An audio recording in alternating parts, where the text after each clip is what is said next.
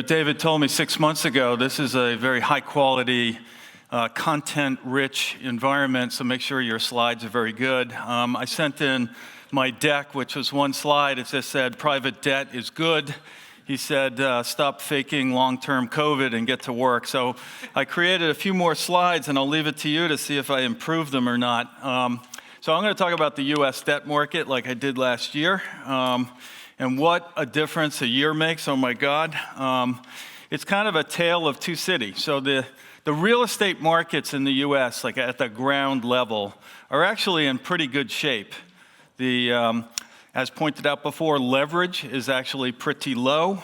The markets are generally not overbuilt, occupancies are good, and there's like a bit of a wind at our back with respect to rent growth. Now, one big exception, maybe almost an elephant in the room, might be aging office space in the United States. But it's not so bad, particularly being this late in a cycle. The capital markets, on the other hand, are a totally different story. They are swooning, and that's usually a precursor to what's going to happen in the actual underlying markets, including real estate markets. So liquidity, it has dried up at an enormous pace. Pricing, if capital availability, is far different. We'll look at some slides.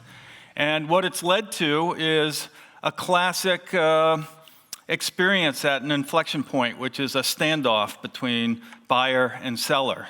So there's a whole lot of nothing going on, which puts pressure on understanding where pricing levels are going to settle down.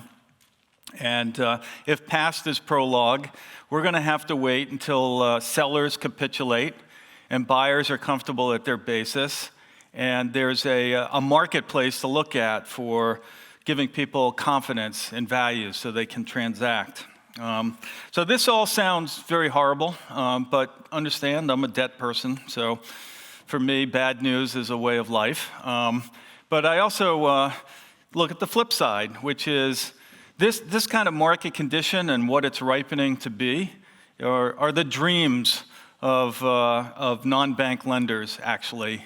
If you look at where they can make a difference, also as described before, the gap capital that's opening up between banks and borrowers trying to solve for what used to be a loan amount now is a vacancy, and a huge opportunity for the non-bank lenders. So it's truly what we dream about.